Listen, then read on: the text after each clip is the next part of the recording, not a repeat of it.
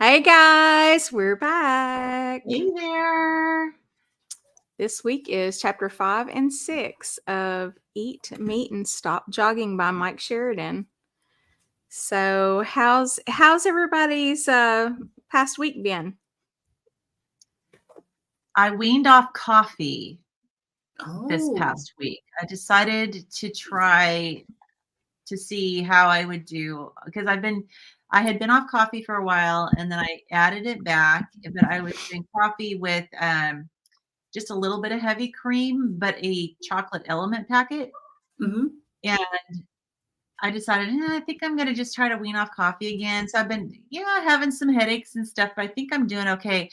But I did have a really interesting situation, and I decided to see like what would happen if I just had the chocolate element in hot water. And I almost like maybe 15 minutes or so after I finished drinking it, I started having right hip pain. And it took me like 3 days, maybe 4 days for that to go away. Oh, wow. So, and I know chocolate's high histamine, so I'm like, Mhm. okay, maybe the issues I was having with coffee wasn't so much the coffee as it was the chocolate element that I was adding to it. So it's just like everything we do with carnivore diet, it's a big experiment. But yeah, other than that, I've been doing the arm flab challenge with Lindy and doing these arm exercises, and they're hard, and it's like stretching myself and making myself do something that's hard. So that's a good thing. And we've got a lot of people that have joined us. So that's awesome. So all's well. Oh, cool. That's awesome. I'm glad a lot of people have joined. Yeah. Mhm. So, what about you, Carrie? It's been a good week. Nothing specifically stressful and nothing specifically exciting. So it's just I've been enjoying, of course, reading this book and the ketogenic book too. Um, that we've done together as a group, and I've got some ideas for some videos, but I still haven't put those out yet. So y'all, I'm going to get to it. I'm hoping that things will calm down a little bit with the day job. Like I said, it's nothing bad. It's just changes and, just some things that I have to adapt to. And so Yeah. hopefully within the next week or two, maybe after the fiscal year, our fiscal year starts July 1.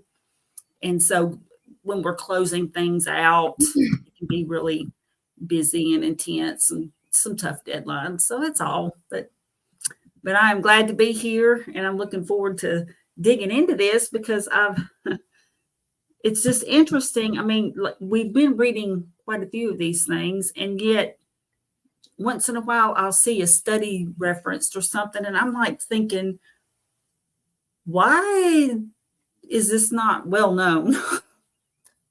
Yeah. So I'm interested to see what you guys think. Yeah, I know. I feel the same way. I'm like this. If it's not that difficult for these authors to find these studies, then why aren't these studies published? But I think we kind of already know the answer. We do. But awesome. Yeah. So yeah, Carrie, don't forget to post the link in your stream in yours. Yeah. Was Charlie going to be able to join us today? I haven't heard from Oh, I don't Charlie. know. Yeah. But Charlie, out there, Yeah, if you're here, Charlie. So my last week has been pretty good. I had my interview with Dave Mack. So that was both kind of nerve-wracking and fun at the same time. I didn't really know what to expect, and I think I was a little bit intimidated by Dave's style of the way he edits and stuff. It makes it look like the person has to just talk continuously the whole time. And I was so nervous about that because I'll just I need to be, prompted. I need to have somebody to talk to. But you did really well. You did very well. Thank you. Yeah. He changed it up a little bit. I think some people just naturally talk for a long time. and I'm more of a like, back and forth type. I don't know. Yeah.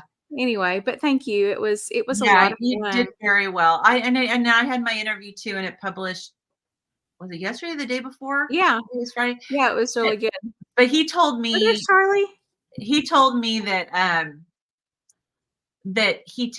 me about his style, that he tends to just let people talk and everything. And I said, Yeah. well, you don't have to worry about me because I can talk. And he goes, great, we're a match made in heaven. So I mean, I'm a talker, but I I don't know. I guess I just need a little like help along the way to yeah. keep going, or else I just feel like, gosh, what am I rattling on about? Well, there's awkward pauses that can happen. Yeah. And then you And just he kind of cuts go, most of those. yeah, Mhm. yeah. So Charlie. Hey, awesome. Charlie. Hey, how's it going? So, It's Good, good. good. It's good. So How's so all four of us in the last like week and a half or so have been on Dave Mack. So yeah. so Charlie, how has your last 2 weeks been? We haven't seen you in 2 weeks. Oh, yeah. Things have been going pretty well. I had my quarterly doctor's visit, and I'm down 180 pounds officially, on my medical record, which is nice. And then, all my labs came back pretty good except for the LDL, of course. of So, course. it's a little high at, I forget what it was. It's like 225, 230, somewhere around there. But he didn't really seem concerned about it. I also got an NMR lipo profile done, so he was able to see that they're large and fluffy LDL pattern A. So he didn't seem to know too much about it. So he's just kind of curious about me. So he's like, well, I wonder if I can get you to do a urinalysis test. He was just kind of curious to see if there was protein sneaking out in the urine. That came back good. So I don't know.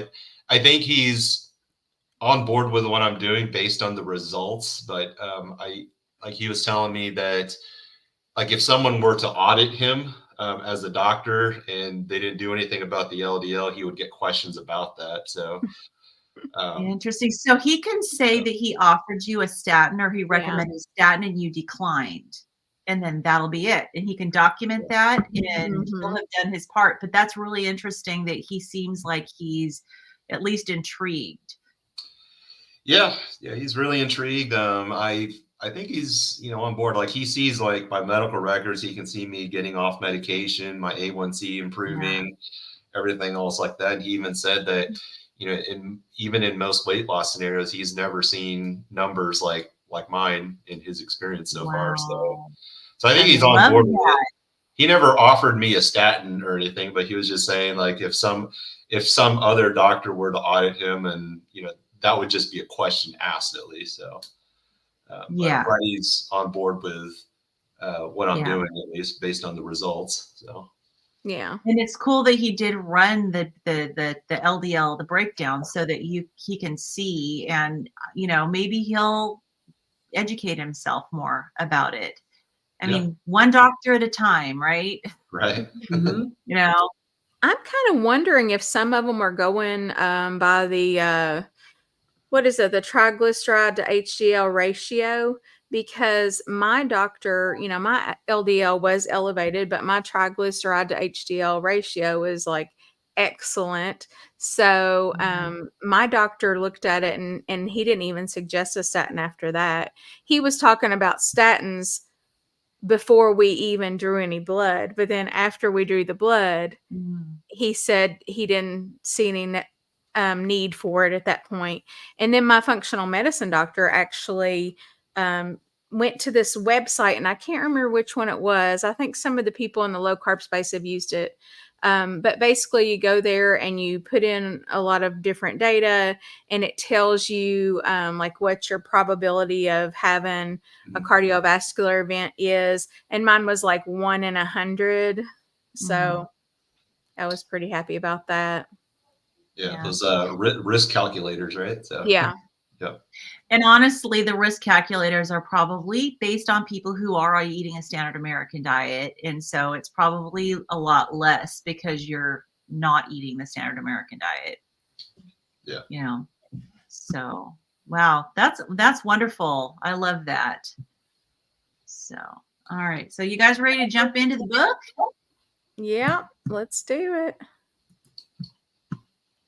All right. So I love this proud to be weird YouTube name. Yeah. In the comment. yeah, that's all of us for sure. That is so Definitely. us. Yes. That's awesome.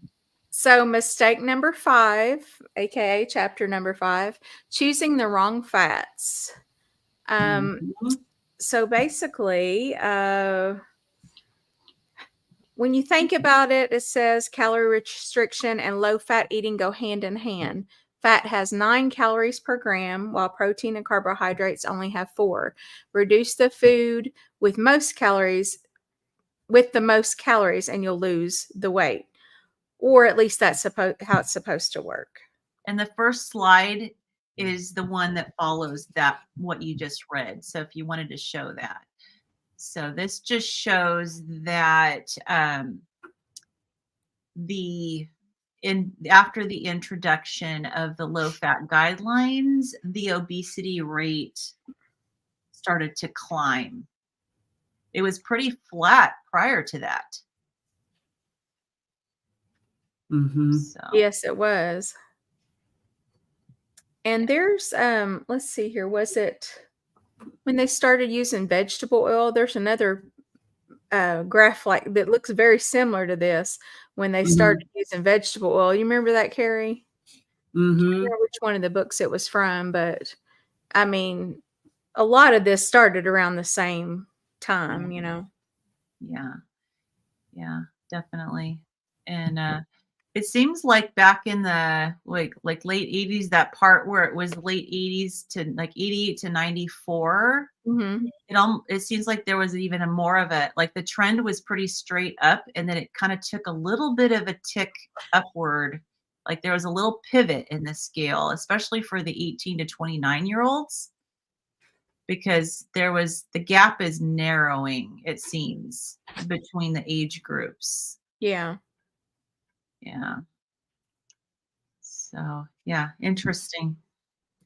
So, yeah, you would think that, I mean, naturally, if you're being told to restrict calories and you look at the macronutrients, you're going to see that fats have more calories per gram. So the natural inclination is, well, I'm going to need to restrict fat if I want to restrict calories.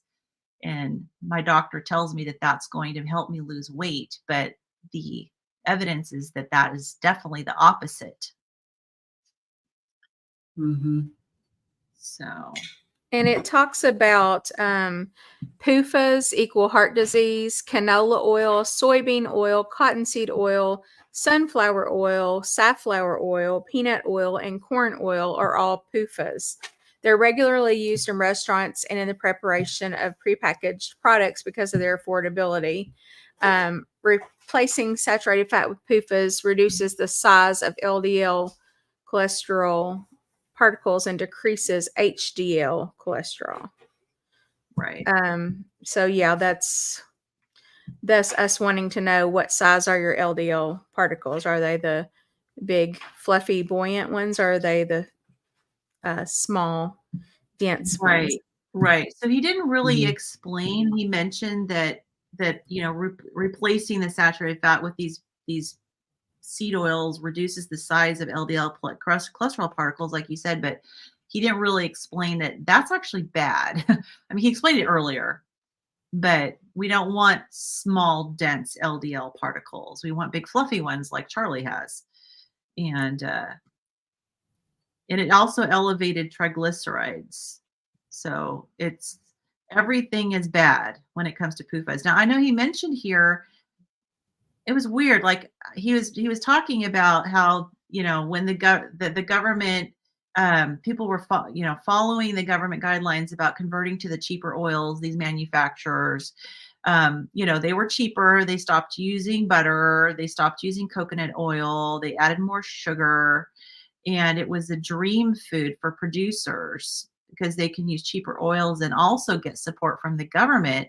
And then they could slap a low fat or fat free sticker on a bag of chips or a box of cookies to give consumers the illusion that their product was healthy. And I wrote in the margins that I fell for this.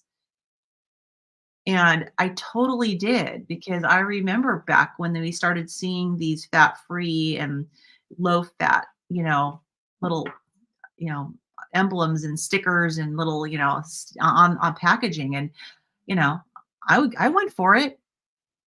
I believed it. I'm Oh yeah, assuming. I remember the 100 calorie packs. I was so excited about that. Oh yeah. Yeah. So how many of them at a time did you eat though? Well, you'd eat like 10 of those packs. Right. You'd eat 1,000 exactly. calories, but you would eat them in 100 calorie increments. Increments. Exactly. Exactly. Because all they did was stimulate more hunger. Yeah. I used to, I'd grab those. Well, that and was I'd just eat enough one to piss you off. That was nothing, It was like, what is Oh, yeah. this? Oh yeah, that was absolutely nothing. All it did was make me want another one, and then another one, and then another one. I used to buy two. You know how they market the fruit gummies, and you go to Costco and they have these big boxes of these fruit gummies, and they say made with real fruit, but it's like a very small percentage has actual real fruit, and it's mostly like high fructose corn syrup and every type of sugar you can think of. And they come in the little packages, right? I used to sit there and I used to get with the box from Costco and just package after package after package of those fruit gummies. I mean, I could eat 20 packages of those easily in a sitting. They were just so addictive. But it was marketed as healthy because it contained some minuscule amount of real fruit. So we as consumers easily fall prey to the packaging for sure. Yeah. Yeah, I've seen some candies that are marketed as fat-free because it's all made of all sugar. So Right. Yeah. Right. It's like, does this make sense? Because, like, for example, there will be products you see that are gluten-free, and you're like, well, there would naturally never be any gluten in this anyway. Like, I don't know, Right. it could be milk, and there's like gluten-free. It's like, well, okay, but is gluten normally in milk anyway? I mean, do you add it in and then take it out? But I've seen that with other products, and I'm just wondering, why would they make that statement? Or is it just because people are cognizant of that type of thing to avoid, whether it's fat or whether it's gluten? I think it's sugar, because I think it's because people are trying to avoid these things, but they don't even really know what they are that they're avoiding. I mean, Well, and it's and there are a marketing. lot of people who are becoming more and more sensitive to gluten. So, their doctors may be telling them, oh, you need to eliminate gluten. And then it's such a learning curve. Yeah. Well, it's marketing. They're marketing to a specific customer, someone who's trying to avoid gluten. And so they put it on the packaging. Just like, I mean, this is not a food, it's a pharmaceutical, but like if you look at extra strength Excedrin versus Excedrin migraine, it's exactly the same. There's zero difference between the two products. But yet somebody will go, oh, well, I have migraine, so I'm going to buy Excedrin migraine instead of extra strength Excedrin.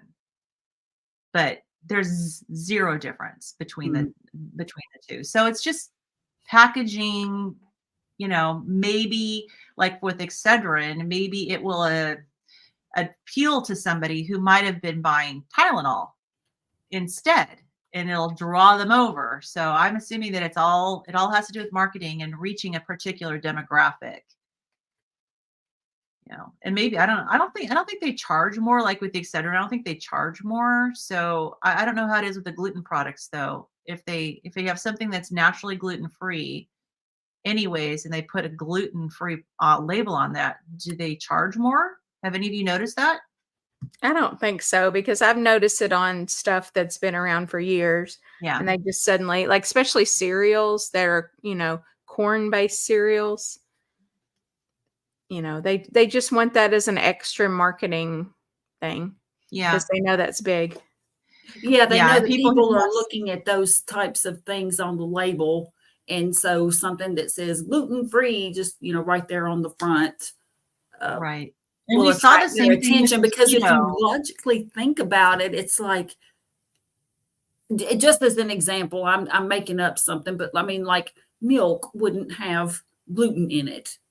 So Right. why would you even think that it would be necessary to put that on there? But then there are products like that Right. they don't have gluten in them, but they use the non-gluten or gluten-free as a selling point.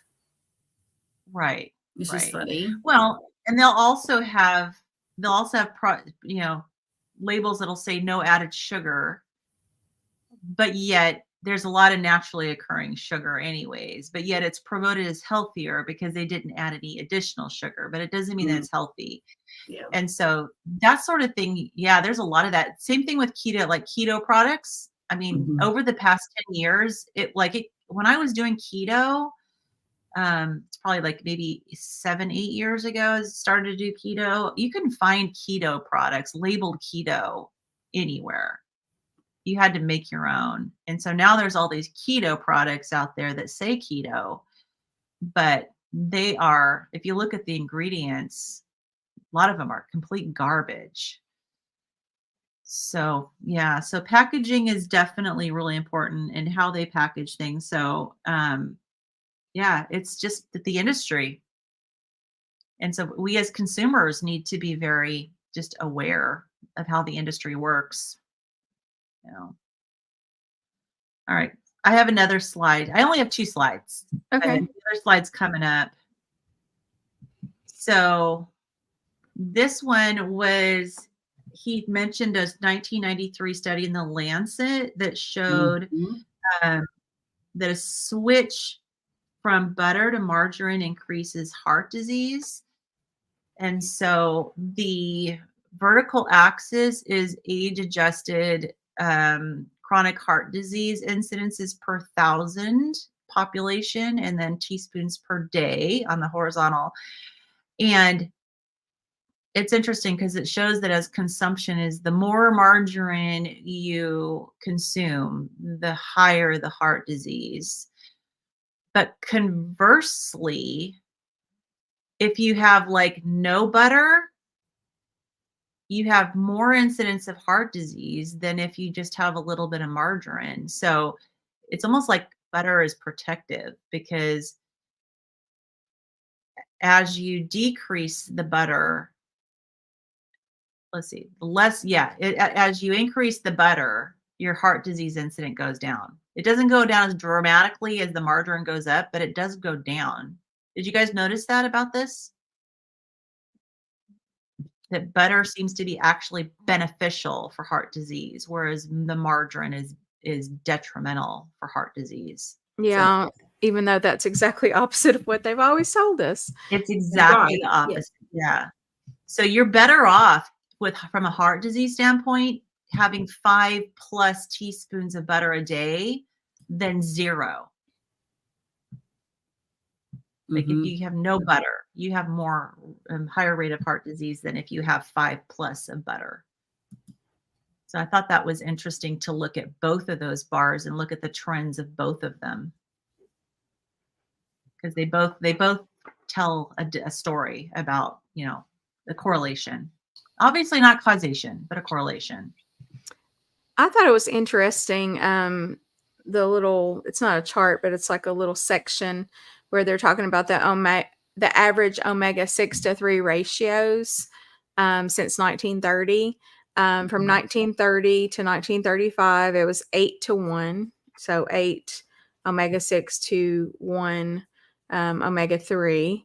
And then from 1935 to 1985, it was 10 to 1. And then 1985 alone, 12 to 1. And then in 2009, it was 25 to 1. Wow. So this is why, because I've read something similar to this before, this is why in the past I've been like, omega-3s all the way. Don't worry about getting your omega-6s. They're literally in everything. You will get them. Right. And I've had people I guess they were not carnivore. It was on a short that I'd posted. And, I think sometimes the veganas like to chime in. Yeah. Well, But what I was don't know. interesting about that is that he also says that the information, like, so even though like in 1930 to 35, it was an 8-to-1 as opposed to a 25-to-1 in 2009, you think, oh, that was a lot healthier. He said the information becomes more devastating when you realize the healthy ratio is 2-to-1. So even back when it was in the 1930s, it was still not a healthy ratio. Yeah. Healthier than it is now, but it's still not a healthy ratio. And he said our hunter-gatherer ancestors maintained a ratio of 1-to-1. So that makes me wonder if that's the ratio that we're getting as carnivores. I don't know. I don't know how you would calculate this, to be honest with you. Oh, you'd have to go into all sorts of biochemistry and break down all the nutrients of all, and then of all the foods that you're eating. Yeah. Let's see. So he talks about free radicals. This is before that. He talks about free radicals and these PUFAs. They're unstable. So a lot of people will use them for cooking. But the problem with that is that they're very unstable when they are exposed to heat, light, and oxygen. So there's a lot, I know that back when I was still using those, the whole thing about getting a dark bottle, keeping it in a dark cabinet, was recommended. And when I really dug in and I figured out, okay, well, which oils are better to cook with versus which are better just to use like for a salad dressing. But a lot of people aren't familiar with this concept that they will actually oxidize under heat and form free radicals. And the free radicals are what actually inflicts damage to your cells. He talks about how they have a missing electron, and so they seek out a healthier atom to grab that electron. Now, I don't know if you guys, when you read this, had this question, but I had a question in my mind. It's been so long since I've taken chemistry, but I remember with chemistry that often when you have an empty space for electron, that it will share an electron versus steal an electron. He made it sound like it actually steals an electron from a healthy cell. Bless you. Thank you. Any thoughts on that? I didn't take chemistry. Well, I took it, but it didn't count because I didn't come to most of it. Okay. So I didn't have to have it for my nursing degree. So yeah, I took it a long time ago, and I actually taught it for a while. I taught high school chemistry for 1 year, but I was I was 26 or 27 at the time, but I don't remember, honestly. The one thing I remember from chemistry class was Leo the lion said grr. So Leo, loss of electron is oxidation, gain of electron is reduction. So that's the only thing I remember from chemistry class. Okay.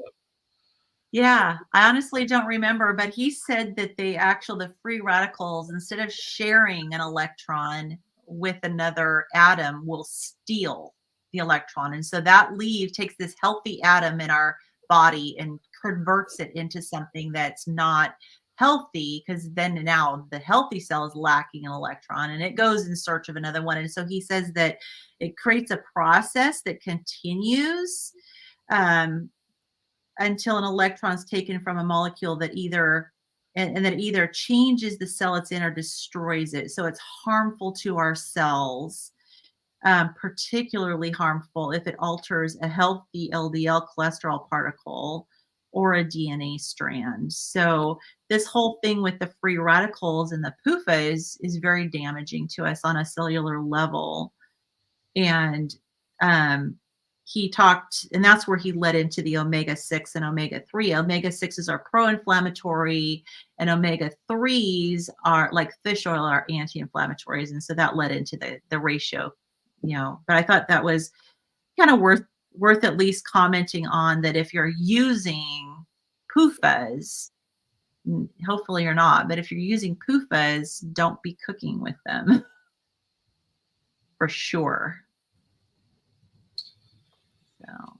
Yeah, I just finished reading a book by Dr. Kate Shanahan called Dark Calories. So she talks a lot about PUFAs and oxidation and free radicals and stuff. So I still have to read over those sections a couple of times, just because when we think about, proteins and fats, that's, down to a small level. But then when you talk about atoms and electrons, that, it's even, smaller level to visualize all this happening, the chain reactions and everything. But one of the things I found that was interesting in her book that's not so much discussed here, but is that PUFAs can become part of your fat cells, and that could present a problem in excess. Right.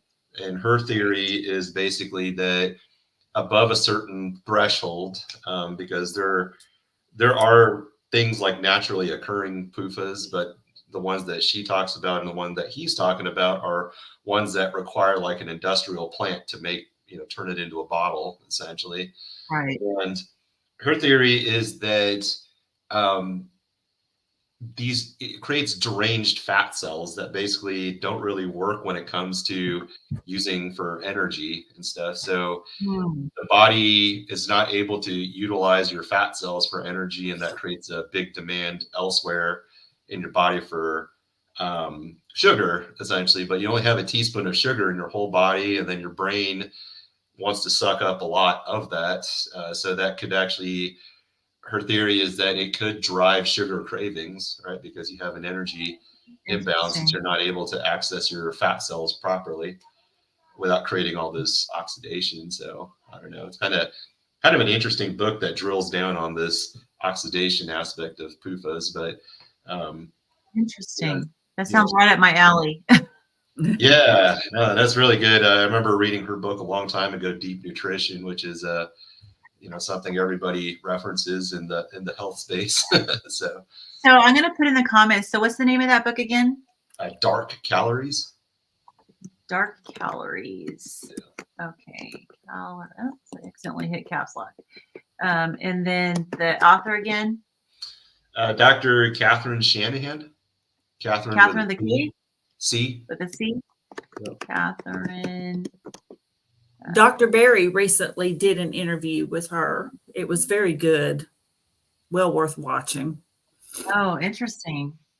Yeah, I'm going to have to watch that because this stuff fascinates me. Not that it's going to change the way I'm eating, but it might make me like eat more fish or, I don't eat a lot of fish. So, I mean, as actually just even reading this chapter and about the fish oils, omega, and the fish oils, they are PUFAs, but like you said, that not all PUFAs are created equally. The naturally occurring ones are healthy. Makes me think that, I think I need to get probably more fish in my diet. I think this leads us into the next chapter. And the next chapter was, to me, the most interesting. It actually kind of helped some of the questions that we've been asking lately. I felt like it kind of clarified for us, which is ironic that this book, if you looked at this book, I guess it's probably just the name and the cover and stuff. It doesn't lend itself to you thinking that it's going to be explaining things on a deep level, but yet he does in a very simple way, So the quote that he has before the next chapter is, "The lower limit of dietary carbohydrate compatible with life is 0, provided that adequate amounts of protein and fat are consumed." And that's from the Institute of Medicine. That surprised me. Yeah.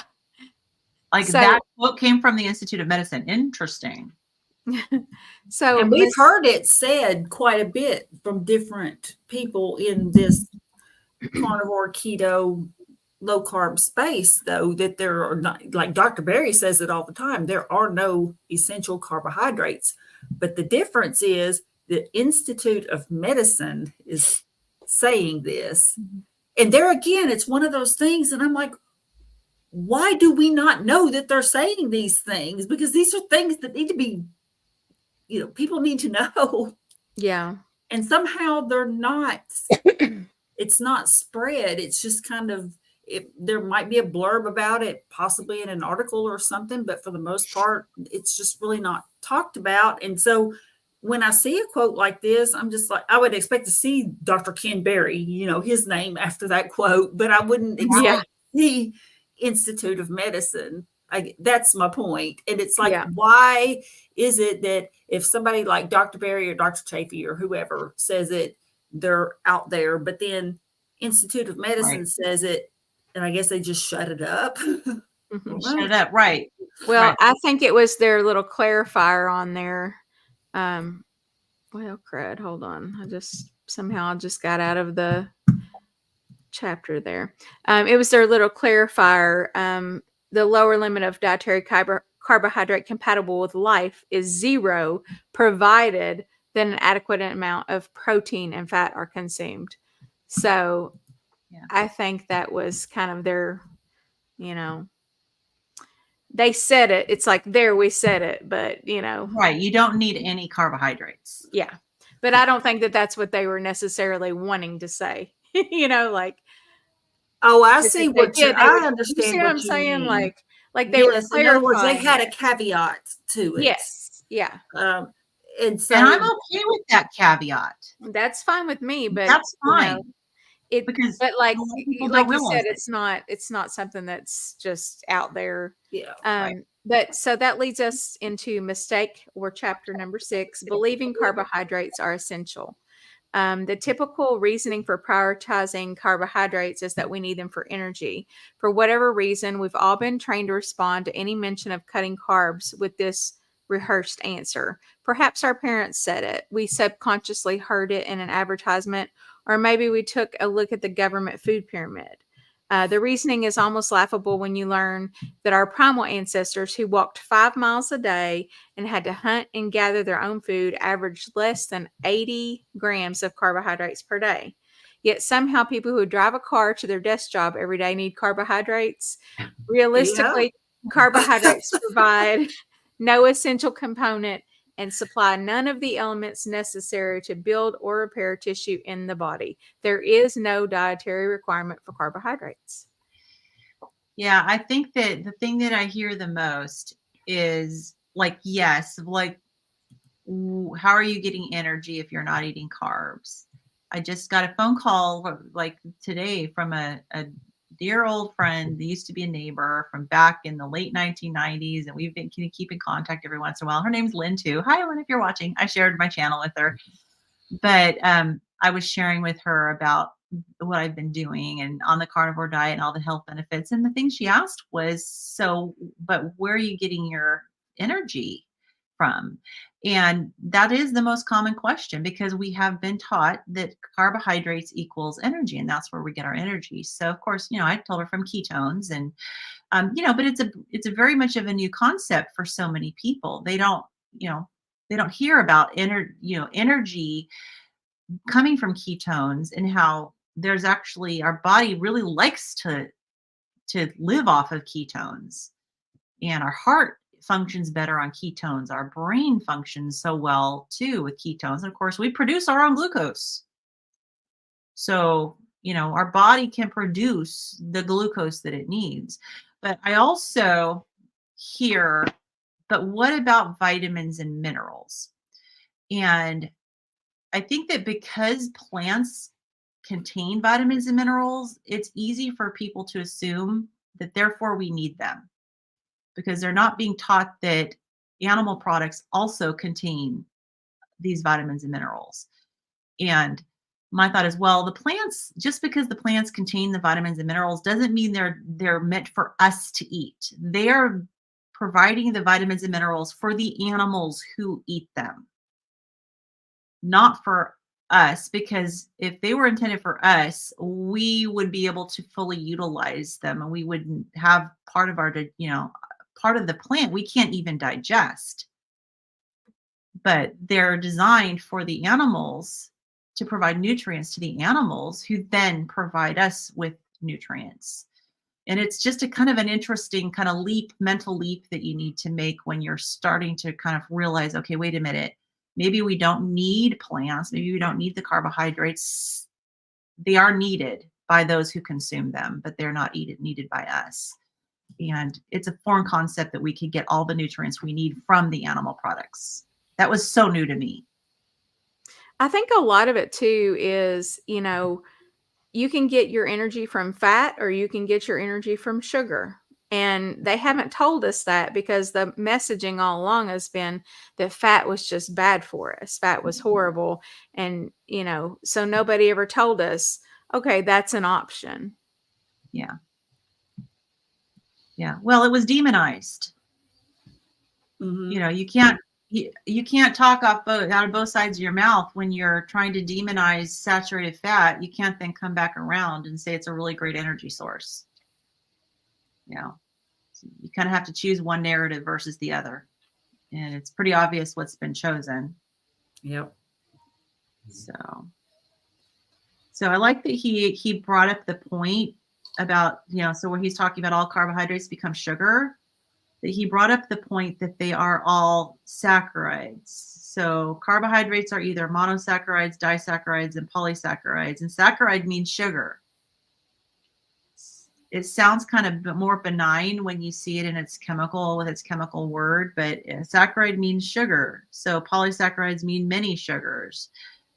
So it's all, no matter what carbohydrate you're eating, it is just saccharides. It's made And up basically that just means the rate at which it's going to be digested. right. If it's a simple sugar, it's going to be digested quickly. Some will take a little bit longer, but they all ultimately turn to sugar. Right. Absolutely. And he did bring up that whole wheat bread increases your blood sugar more than actual table sugar. Yep. Yeah. So if you're And looking here's at the your diet, thing, like my dad, for example, was proud of himself because he said that he had started eating low carb, which is a good, encouraging thing until you find out what that means, because low carb to one person might not mean low carb to another person. And he said he'd gotten rid of sugar, which was a good thing, but then he was eating bread.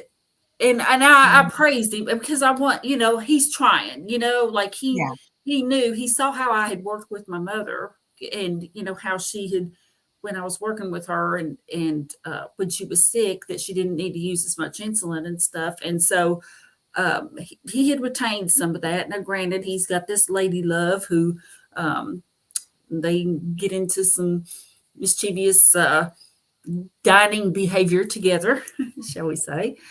But he is, so I don't want to be that naggy daughter that, like right. kills their joy. But at the same time, I don't want to see him suffer health issues that he Right. doesn't have to suffer. And but then he started saying, well, no, he was mentioning eating some bread and pasta, and I'm like, so I didn't get exasperated, but I understand this statement that most North Americans are unknowingly filling up on foods high in carbohydrate because the government has them convinced that cereal for breakfast, a sandwich for lunch, and rice for pasta or for dinner is a healthy day of eating.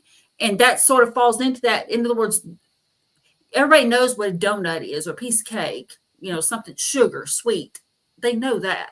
And so they can say, yes, I'm giving up sugar. But then these other things over there, like potatoes, aren't sweet, but they certainly, cause your glucose to go up. So a lot of people just don't understand, like the whole wheat bread. Well, really any bread, the bread itself is just bad, no matter whether it's whole wheat or not.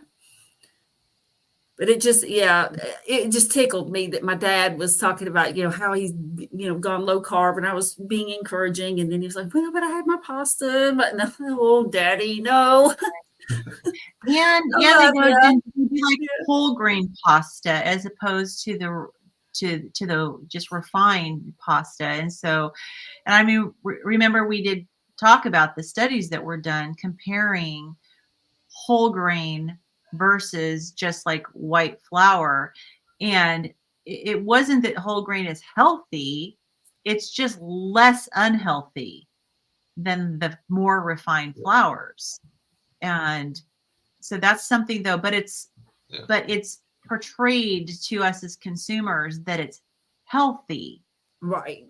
It is the healthier option than refined, but it's not healthy.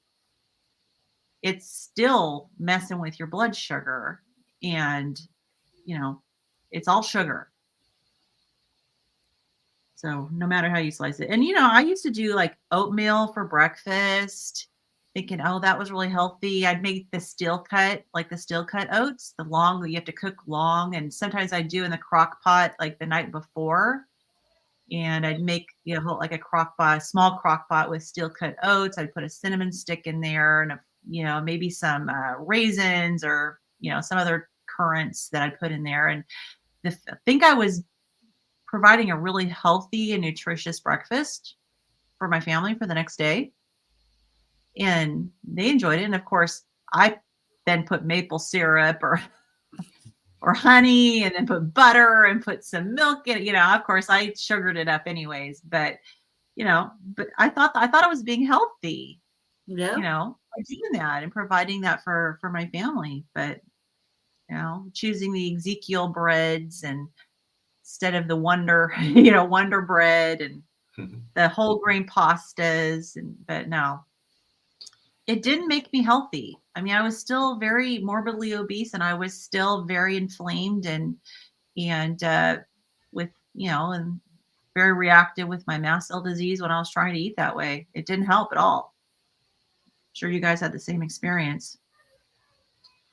Yeah, it's interesting the conflation of foods that are not as bad for you as being healthy. I mean, whole wheat Right. versus, refined flour is like saying, 4 broken fingers is better than 5, but it's still not nearly as good as having a functional hand, So. Right.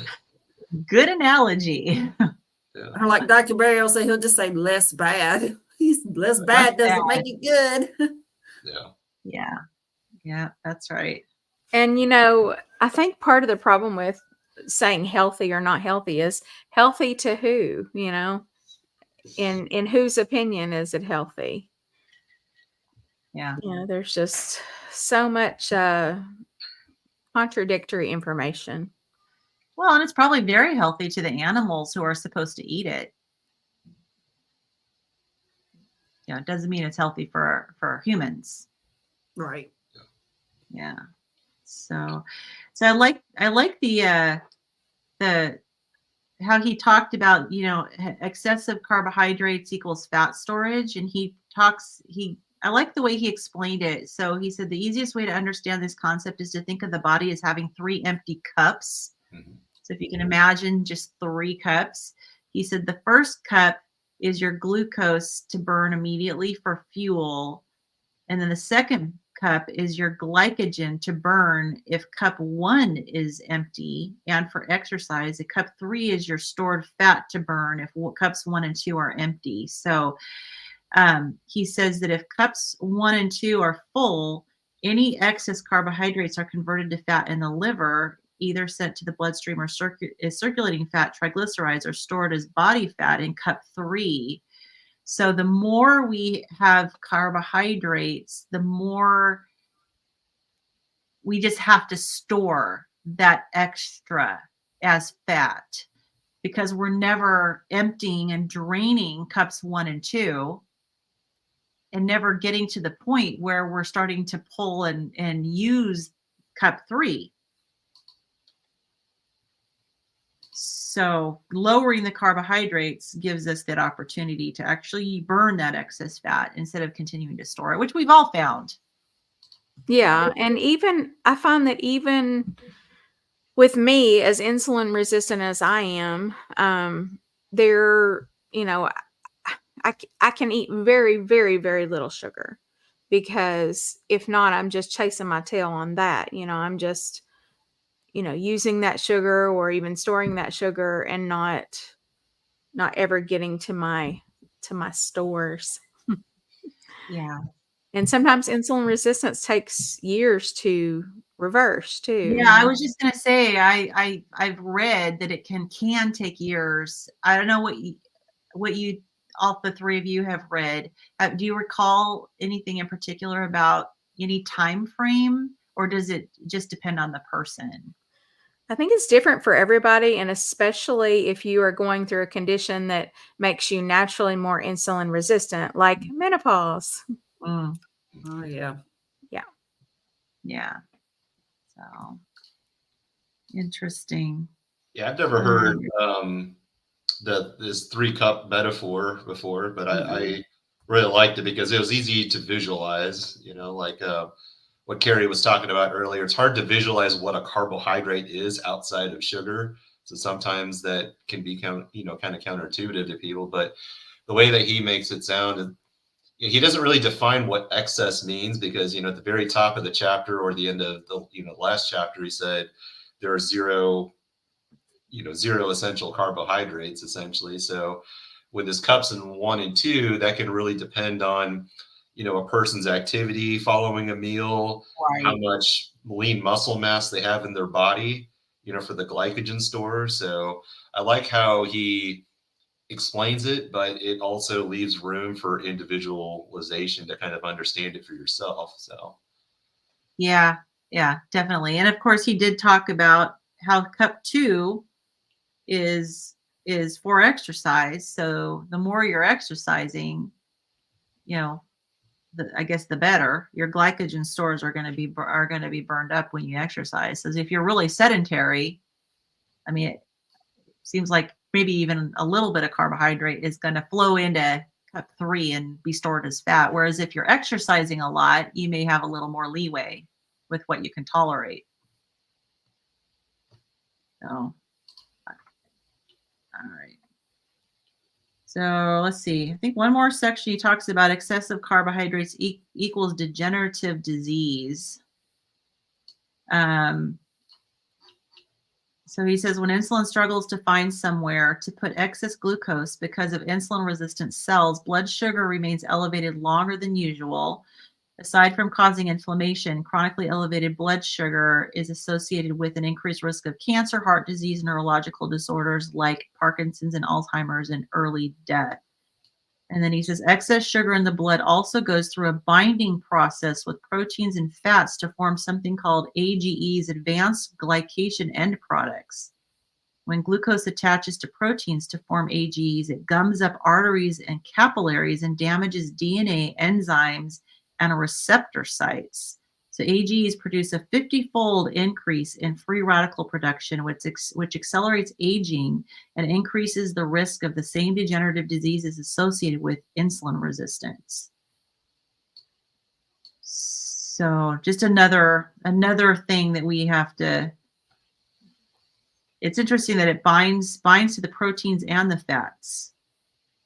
So I guess the question that came into my mind with this was, okay, so if you're eating carbohydrates and animal products with the protein and the fat, does that mean you're still, if you're getting carbohydrates, you're still forming these AGEs?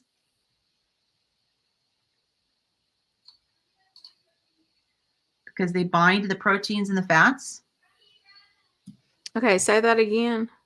So because he says excess sugar in the blood goes through a binding process with proteins and lipids, right? So obviously, if you're eating protein, you're eating dietary fat, and you're eating carbohydrates, you're going to have some of these glycation end products.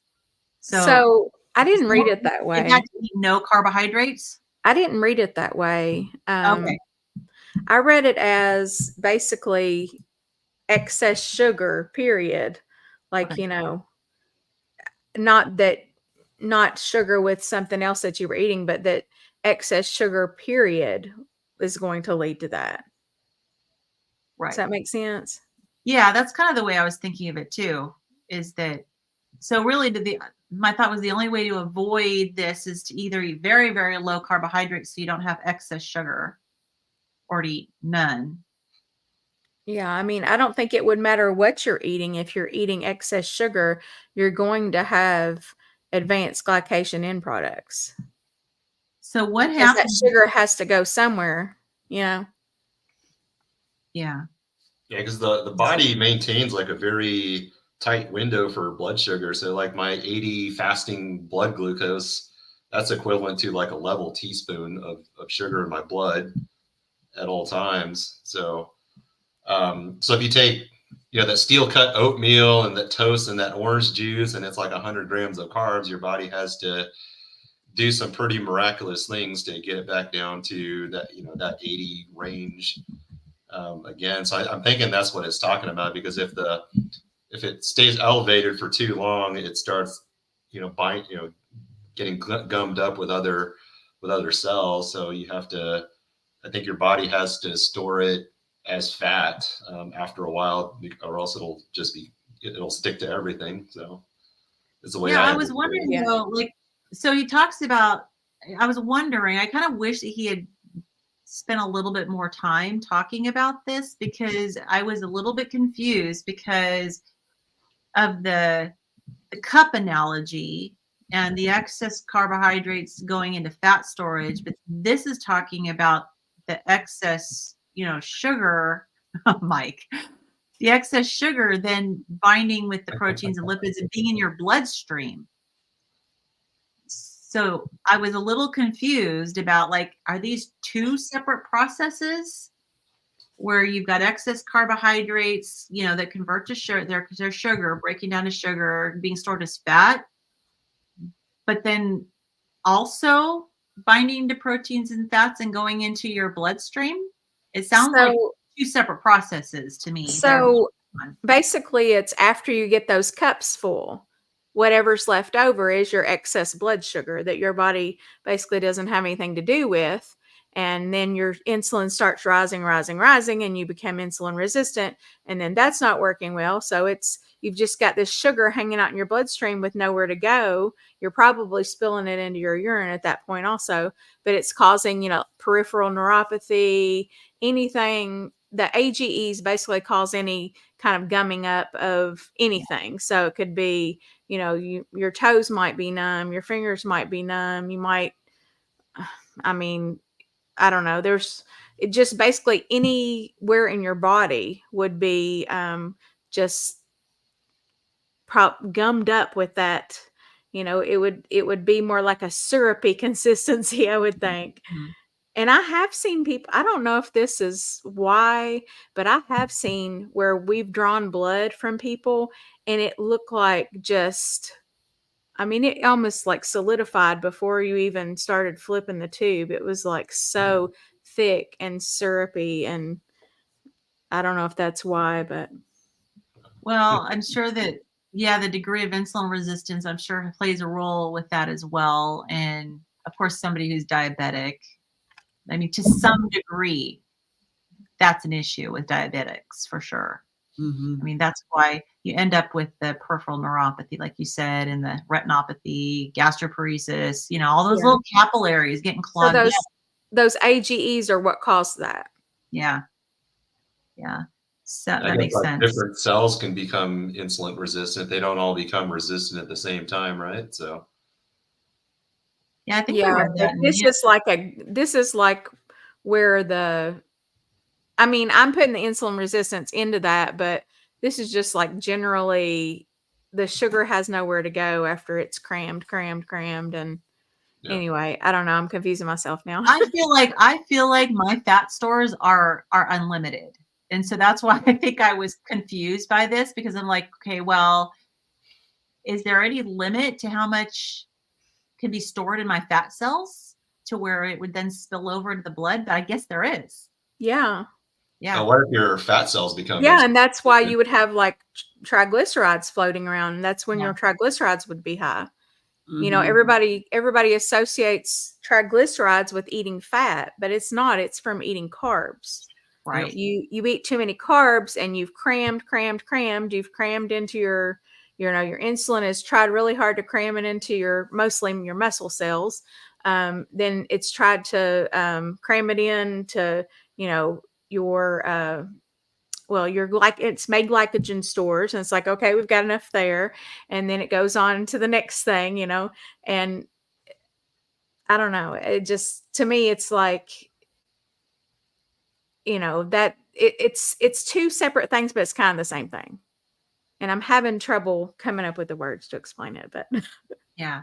I remember Jason Fung's analogy of the subway pushers with insulin. Yeah, that's where I get like he's cram. Well, actually, it wasn't him. It was somebody before him that I read, and they were just talking about, like, I think they even drew something out where it was like little people going around cramming, like oh, So to me, that was a very memorable representation. Yeah. So there's only so much that you can fit into the subway car, right? And then it spills over. But some people's fat cells will, they have more fat cells and they will hold more. And then also you can make fat cells as an adult, even though, some people say that you can't. And then fat itself, like we've read that it's kind of almost becomes like an organ, and it's releasing its own hormones. And this is the reason why we have trouble losing weight. It's not so cut and dry as calories in, calories out. Right. Not only do we have hormones, our fat cells have, are secreting hormones. And yeah, it's been a real education about fat cells, because I like going from kind of the impression that fat cells are just kind of benign. They're just kind of hanging out there and they don't really serve much of a function other than to make you look bad from a vanity standpoint. It's been a real education to find out that they actually, which makes sense, have an actual function, and they can serve you, and they play a role in all sorts of things from when it comes to your metabolic health. So and he mentioned something too about fasting and how that starts to eat into your muscles. So I'm really confused with this, because from what I was reading with Jason Fung, I didn't get that impression. But then last week, or maybe it was when we were talking about the ketogenic textbook this past week, somebody in the comments was talking about how if you fast, that you'll have a lot of muscle wasting too. I didn't know that. I thought as long as you had enough fat to live on, well, I think that though they said that if once you're done, if you fast too long and you don't have the fat reserves, then you start to waste muscle. But these people do have the fat reserves. That's why I don't understand. Yeah. Yeah. I don't understand that either, because I thought that, like, if you have plenty of fat, like we talked about that guy who went like over a year on just water, medically supervised water fast, and he had a lot of fat to lose, and he lost his fat. I haven't dug in to really look at that, case study with him. Did they actually do, scans on him and look at his muscle and make sure he wasn't losing muscle? I don't know anything about him other than I know a guy went over a year. Yeah, it was a case study. That's all I know. By reading Dr. Fung, I didn't get that impression. But then even, like I said in the comments, and it may just be, I don't know. It may be just, where you get information from different places and it's like, who's actually right, Right. And who's interpreting different studies correctly versus not correctly. And then, with the whole fasting and being a middle-aged woman thing, some people say, oh, it's wonderful, fast like a girl, and then other people say, no, women should, like, especially my functional medicine doctor, she does not want me intermittent fasting at all. Okay. She thinks that that's going to increase my cortisol. It can do that. Yeah. I mean, I know it can, but I don't know what the answer is. I don't know even what to tell her when, because my body naturally doesn't, like, I just like to listen to my body. If it wants to eat, I feed it. If it doesn't want to eat, I'm not going to go in there and shove my face, because I feel okay. I feel good. And Well, sometimes that might be 23 hours. this topic came up with Lindy and the live stream that I was doing with Lindy on Friday for our arm flab challenge. And she mentioned that she does not do the fasting because it's not good for her. And I've heard too, like I used to follow Dr. Mindy Pelz a lot before I was carnivore. And, she talks a lot about intermittent fasting in women. And it's very different for women versus men from what she says. And she talks about how in particular women's bodies really they're almost like our bodies are out to get us.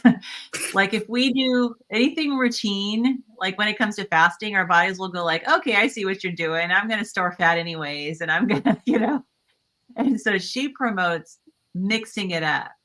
And she's still recommending doing some fasting, but she's saying you need to give your body a break from fasting. You need to basically keep your body confused so that Well, and that goes along with what Dr. Fung said too.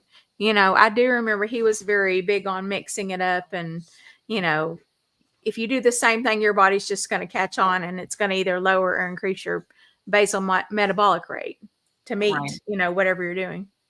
Right. Exactly. So, yeah, I mean, I kind of naturally do some intermittent fasting just because of the fact that I'm not hungry until like noon or 2 or something in the afternoon.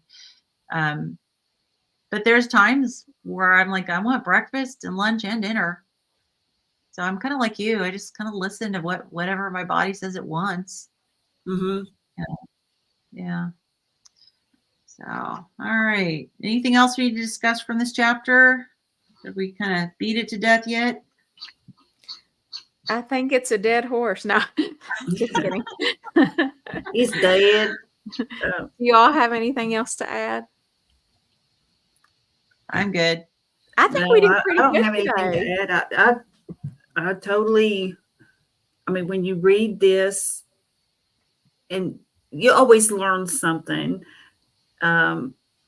So like for me, just learning more about the AGEs, and I've heard those terms before, and the AGEs producing a 50-fold increase in free radical production. So associated with insulin resistance. So, and then dating back as far as 1843, an increase in whole grain and carbohydrate consumption was correlated with an increased risk of cancer, which I didn't realize that going back that far. So there's a lot there that, and we may have heard some of this, in exploring other books or podcasts or whatever, but yet I'm seeing this and I'm just like, this doesn't seem like something that I've heard that, and I don't think very many people have just in general heard it, even though it's, I mean, as far back as 1843, the increase in whole grain and carbohydrate consumption was highly correlated. Now, granted, it's a correlation, but you see what I'm saying. This is very interesting. I've enjoyed reading this. There's one section, if you go back to the last chapter, he talks about animal trans fats are not the problem. I just thought it was kind of confusing because he was saying that there's linoleic acid in animal meat and then there's linoleic acid in vegetable oils. But somehow the linoleic acid from vegetable oils are problematic, but the ones from animals are not. So it just... Well, yeah, well, he said that the linoleic acid found in the fat of animals is conjugated linoleic acid, which is, I guess, a slightly different molecule, or that's I don't the way I interpreted that, was like a different type of molecule. Yeah, it may be. I mean, you know how like you can have a molecule that has little variants and stuff, and it's still kind of called the same thing, but it's just a variant. And maybe that it's conjugated as opposed to just linoleic acid, straight linoleic acid, which she says from the vegetable oils is linked to tumor growth, specifically in the breast, while the linoleic acid found in the fat of animals, which is conjugated linoleic acid, has been proven effective at treating cancer, specifically reducing the risk of breast, colon, and skin cancer. So the straight linoleic acid in vegetable oils promotes cancer, while the conjugated linoleic acid in the animal fats prevents cancer. So there's obviously something missing, something different about vegetable oil linoleic acid. He didn't say it was the processing. So, okay, am I on the right thought here? But the same principle where I was talking about, my doctor had given me the linoleic acid to take, the omega-3s to take, but they would have to be converted in my system. Whereas is this the same thing that we're talking about? Yes, I believe so. In other So words, that's what the you're saying difference. is, Like, it's yeah, the difference of us actually being able to utilize that like it is. If I'm not mistaken, I have to read a little bit more, but I we're think running out you're of right, time. Kim. But yeah, that versus having to be changed into, let's see here, changed into DHA. Is that right? Oh yeah. Yeah, that it's yeah. I know we talked about that last time, right? Yeah. And see, that was when I Mhm. thought my doctor had given me pills of linoleic acid. I was wrong. I would like to formally apologize to my doctor who does not watch this video, my functional medicine doctor. That was not what she gave me. Okay. Um, Okay. Yeah, I just So remember CLA used to be or maybe it still is promoted as like a fat loss supplement, the conjugated linoleic acid. But right. I don't know. Maybe that's the yeah. part that confused me because I know I don't, use it as a supplement now. But when I was researching supplements, Tonal CLA is, supposedly as, something that helps promote fat loss, and Yeah, I it see came that. from like sunflower oil, I thought. So, but the studies, I don't know. I was really Right. confused by that section. I wish he would have spent a little bit more time on that instead of just kind of throwing it in there and just saying, well, if it comes from the animal stuff, it's good. If it comes from the vegetable oil stuff, it's not as good. So Yeah. Well, I looked it up. It says that the conjugated linoleic acids they're a family of isomers of linoleic acid. So isomers are just variants of linoleic acid. There's 28 possible isomers of conjugated linoleic acid, and found mostly in meat and dairy products derived from ruminants. So it's basically has to do with, they have two carbon to carbon double bonds that are conjugated, means separated by a single bond. So it has to do with the chemical structure. It just has a slightly different chemical structure. It's not enough to make it a completely different molecule. It's just enough to make it a variant of the linoleic acid molecule. So it's probably like a lot of things in plants. They're almost the building blocks that we need, but Almost. something has to be done to them maybe it's like before our maybe it's like body can actually vitamin utilize. D2 versus D3, right? So I don't know. Maybe it's something like Right. that. So Right. Exactly. So, yeah, so I'm assuming it has to do with, and I haven't read the whole thing and I'm not going to read it while I'm here, but it has to do with bioconversion. Yeah, and I guess maybe our bodies are just designed to be able to handle the conjugated linoleic acid better than just the straight linoleic acid. It'd be interesting to see if anybody has dug in and explained the science there. Mm-hmm. yeah. But the bottom line is that, his point is that we're talking about trans fats, right? And he was talking about how trans fats are, considered unhealthy, the hydrogenated, meaning that they are the fats that are processed to turn into solids, like Crisco, is a perfect example. Whereas those are unhealthy for us. Whereas the conjugated from animal fats are still trans fats, but they're actually healthy for us. They have the opposite impact on our health from the vegetable oil hydrogenated trans fats. So, but, yeah, good point. Yep. All right. I think we're wrapping up here.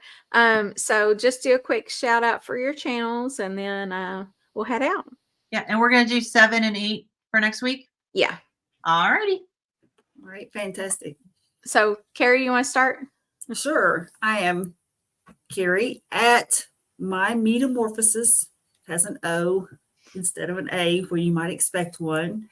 My channel is basically about my life in low carb / keto carnivore and different various experiments that I've tried with myself, like eating sardines and cod livers and getting blood work back, things like that. So you'll just never know what you might find on my channel, but I welcome you all to come visit me. And if nothing else, I will definitely give you love and encouragement. And some good morning videos. Yes, that too. Okay, go ahead, Lynn.